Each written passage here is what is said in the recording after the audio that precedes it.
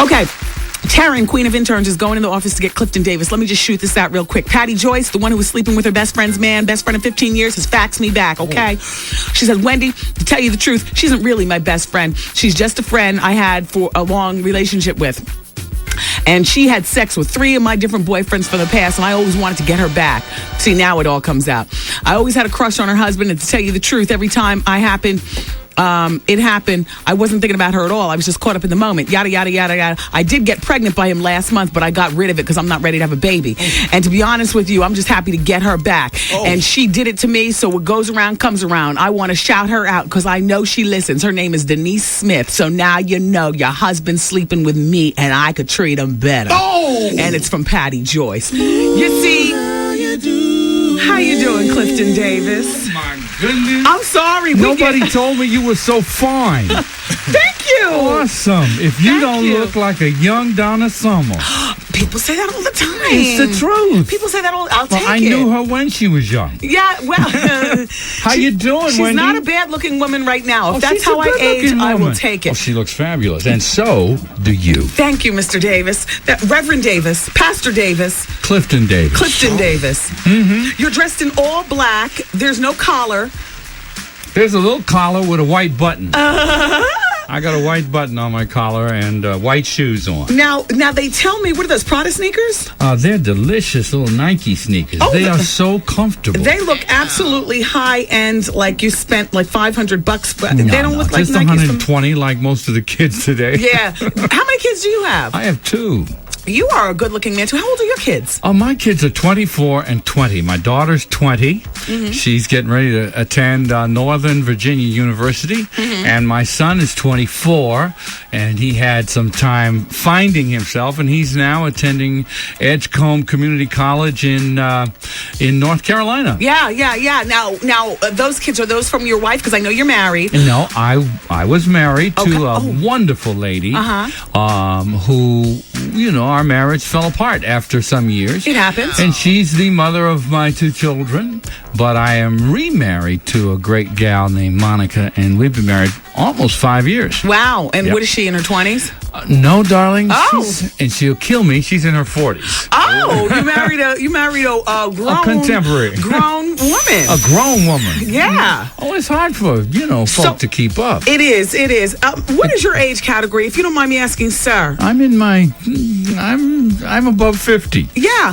I'm above 50. You don't look surgically enhanced. Have you ever been pulled? Honey, no. I'm that Clint Eastwood kind of guy. I want to grow old gracefully. I am not going to cut nothing. I am not going to have anything lifted, tucked, or implanted. And your skin is beautiful. Thank you. I grew this gray beard that I have on today just because I wanted to look old for a part. I didn't get the part, so I'm shaving next week. Yeah, I got to tell you something. Without the gray, first of all, the gray is very handsome, but you can see, Dave, by looking at him, that without the gray, he would look considerably, I can't say younger, because you don't have crow's feet. Yeah. Let me see. Act surprised. Do you do Botox? Go like this. You get Botox. Oh, give me a break. You don't? Are you kidding? That's no, ma'am. Smooth. That's nice. No, I don't even take insulin. Wow.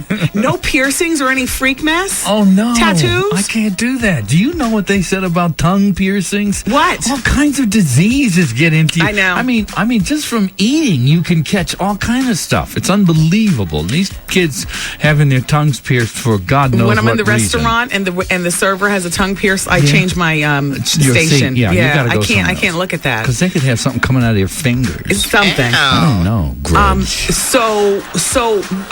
You were part of you are Gospel Fest. Well, I'm not it, but I tell you what, I've hosted it for now the 6th year. That's right. And I am so excited because not only is it a chance to showcase some of the greatest gospel talent in the United States of America, it is also ministry. It's a form of ministry because the words of the song and the sincerity with which these songs are delivered is without parallel. It's just a wonderful show and has been for many years. Now, is there a website that people can go to see when it comes to their city? Because we're speaking to everybody now. I think it's unitedtv.com, but don't quote me on that. But I think it is. Now, see, you didn't come up here with a publicist, sunglasses, or anything. You literally just I did have sunglasses that I hid. Yeah, but you okay. I didn't walk in all cool. But you know what? I'm just Cliff. that doesn't disguise you. I mean, you did walk in here as just Cliff. Yeah. No publicist, no handlers. No. And people recognize you in the street, no doubt. Yeah, you they get do. But lots I'm a of New love. Yorker. Come on, Wendy. You know, New Yorkers are comfortable in New York. Yes. There's all these people from Hollywood come here. They're freaked out. Yes. They know. First of all, they've got all the fears about what they don't know about this city. Yes. Me, I lived all over this city. So when I mean, somebody came up to me just now downstairs and said, "Is Broadway that way?" I said, "Broadway's that way." Now, where are you from? Where were you born? Well, I was born in Chicago and raised in Long Island. Fabulous city Suffolk County. Chicago is. Yes, it is. It is indeed. I went there for the first time about a month ago, and Your first time? I can't. And you got to be 28. That's my showbiz age. How'd you know? See? First time. First time, and I absolutely fell in love with the city. I love Chicago. Loved it's just it. a little cold in the winter. Fur coats. Oh. So listen, do you keep in contact with any of your co-stars from That's My Mama or Amen? Yes, I do. Who do you talk with? I frequently, well, not frequently, but I sometimes talk with Ted Lange from That's My Mama. In fact, he played in my celebrity golf tournament down in North Carolina year before last. But the person I stay in touch with on a regular basis is Thelma Anna Maria Horsford, who's also a New Yorker. Yes. In fact, her license plate says Harlem QT. Harlem Cutie. Wow. I like her plate. Hey, what did she say about her involvement with the Method Man Redman sitcom? Because I didn't see that as being her, but it seemed like she probably took it because she needed a job. That's just my summation. Well, I'll tell you, and I don't think I'm betraying our close friendship by telling you, she did the job. It was a job. Yeah. She's an actress. Yeah. They handed her the script. They agreed. Yeah. She agreed. They did like 6 or 8 of them, and it's been canceled. Yeah. And she's looking for another one. You know, that's the way of life for actors in Hollywood. But how marvelous for Anna that she's gone through, I think, 4 different television series. Yeah, she has. And she's great. I love her. For years, as you know, and I can rave about Anna Maria Horsford for days because I love her so much and she's such a close friend. But she was a producer right here on public television for 13 years. I didn't realize that. Yes, she was producing right over here on PBS for 13 years before she ever got her acting job in Elmo's Fire. Wow. It's Clifton Davis in the studio, everybody, the legendary one. De La Soul sampled Never Can Say Goodbye. That's something that you wrote back in the day. How much do you charge for a sample, number one, approximately? Today, for you, free. Wow.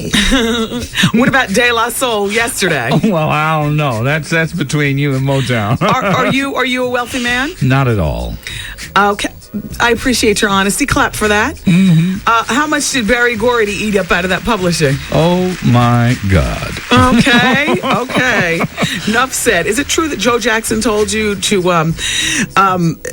basically distance yourself from Michael after he felt you all were getting too close during the Never Can Say Goodbye process? Let me share something with you. Okay, because that's a legendary story. That is some legendary hokum. Okay. I wrote that song when Michael was 14. Yeah, I've always liked women. Okay. That's why I married a couple of them. Okay. But I never liked 14-year-old women. Oh. You understand? Yes. The point I'm making is this. I was almost 30 years old, 28 years old. Yeah. When I got that song to the Jackson, he was a little boy. Right.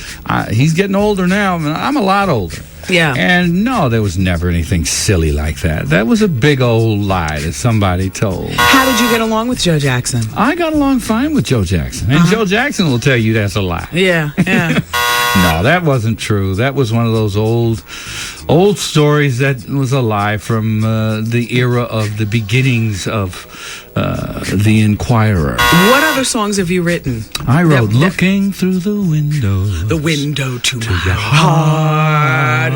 Looking through the window. That one. I wrote that. Title of an album for the Jacksons. Nice. And I wrote a song that I think is one of the best songs I ever wrote for them. Yes. That it wasn't a single. Yes. But it was called Uppermost.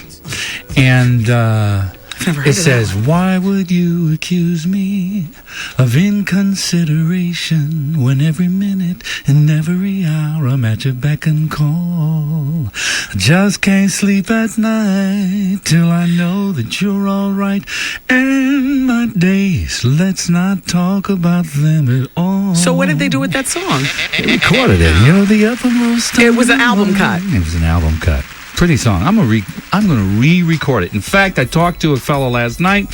We're gonna do a new album of old standards, and I'm gonna add in some "And Then I Wrote." Yeah. How long have you been saved? I've been saved now since Christmas 1980. When I found the Lord, and the Lord delivered me from my drug habit.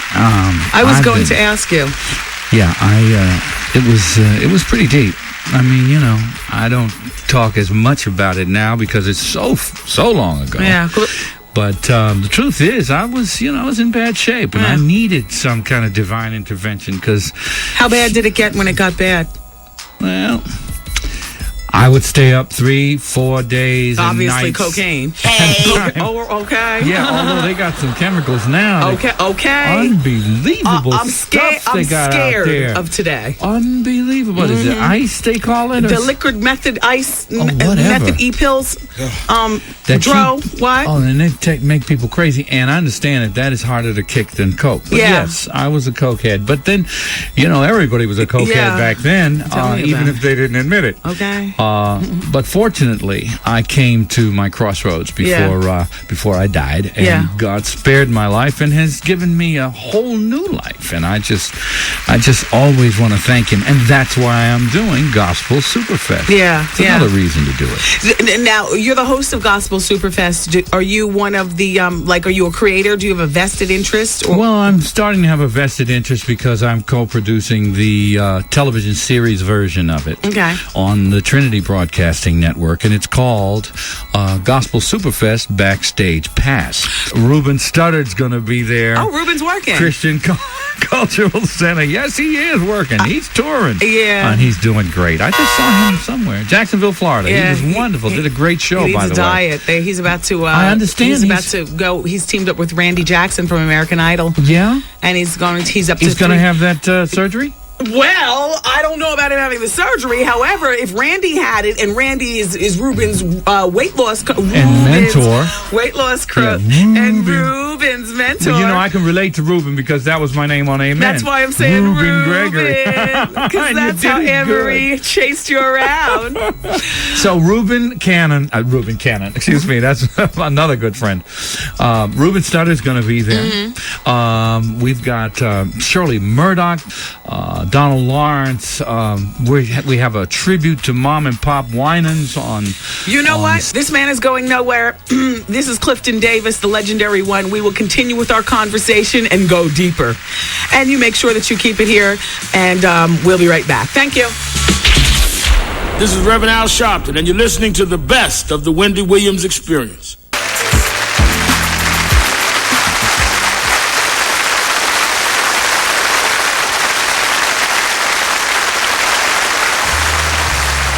Where is Mr. Davis? Calling Mr. Davis to the office. Mr. Davis, Reverend Davis, Pastor Davis, Singer Davis, Actor Davis, the legend, the man, the myth.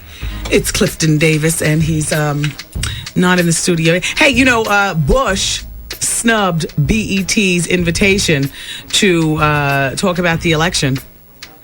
Yeah. Hold on, we'll get back to that. Here comes Mr. Davis. It's Clifton Davis back in the studio. How you doing? Hey. All right. So, Mr. Davis, Clifton, we briefly talked about Michael Jackson, but I wanted to get back to today's allegations and what is your opinion? Michael is one of the last, and I say this with love, one of the last great innocents of the world. Okay.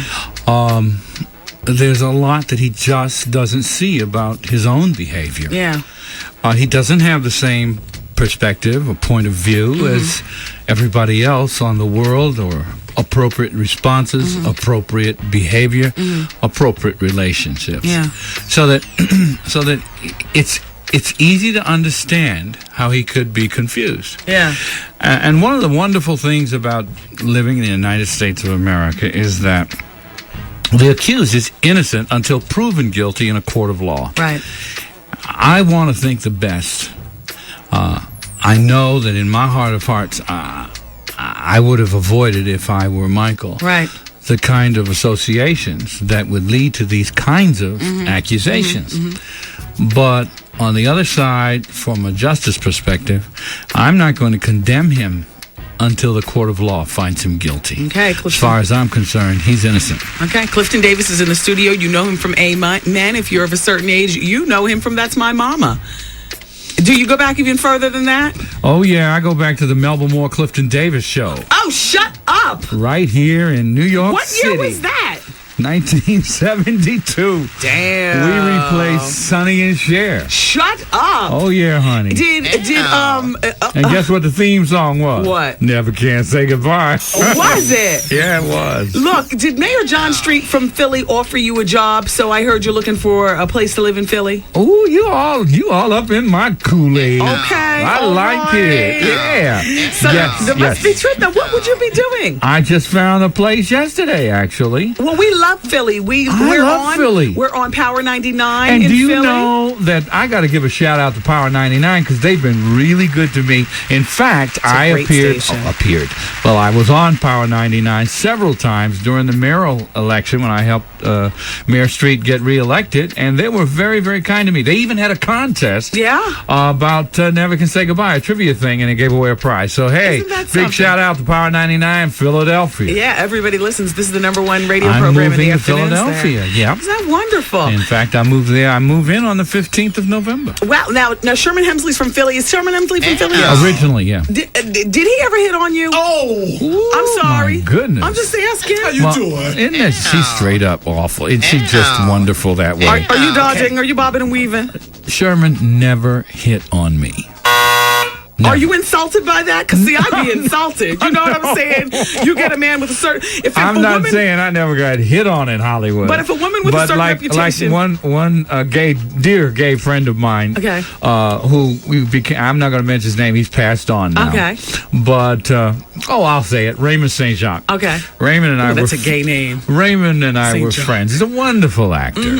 But I remember we were doing a police story years and years ago. And one of the other actors came up to Raymond and said, "What do you think? Do you think Clifton would..." Raymond said, "Get in line, darling." And in Hollywood, you have to be able to get along with so many different types of people. That's true. So, and I, I'm friends with all kinds of folk in Hollywood. But no, Sherman never hit on me. In fact, Sherman never revealed that he was, had any other interests other than women? at all. At all. Wow. While he was on the set of Amen, Sherman's a consummate professional. Yeah. And aside from rumors and gossip, I never saw anything to indicate that he was, gay. Okay. Sherman was a good guy to work with, a good man. How old were you when you started in the entertainment industry? I was 22. I went to Broadway with Pearl Bailey. Oh, Back in 1967. Now they got me. you do date back. Yeah, You are a legend. Oh, no, I ain't. But Yes, I you had a are. good career for an actor. What's up? Yes, you have. Yeah. But strangely, you are not a millionaire. Well, you're not. But you can still be happy without the millions. Now, did you blow it all? Or? No, I had invested in a couple of business deals that went awry, and a lot of people did the same thing. Of course. Some of it was blown and partying. Hey. But the fact is, we never made the kind of money they make on Friends. Right. And I want you to know something. Nobody in Black Hollywood makes the kind of money that white Hollywood Can makes. I ask That's you, just the how fact much, of life. On Amen, for instance, how much were you making per episode at the best times? Please. $25,000. An episode. Yeah. These people are making $1 million per episode. And how many on episodes Friends. equal a season? 40? 23.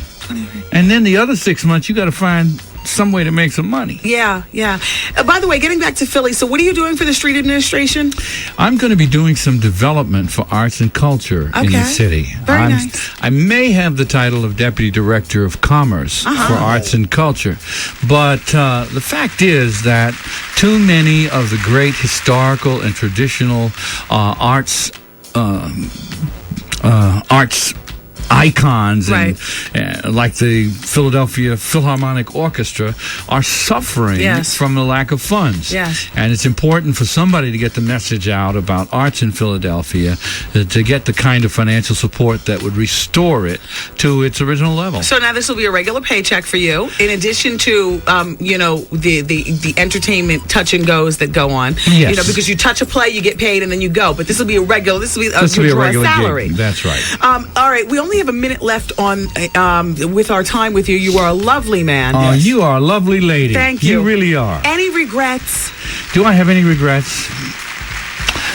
No, I don't have any regrets. If I had my druthers, I probably regret doing all that cocaine and blowing a great career, because I could have been, Denzel before Denzel was. Yes. But I went the other way, and I don't begrudge him or anybody else their success.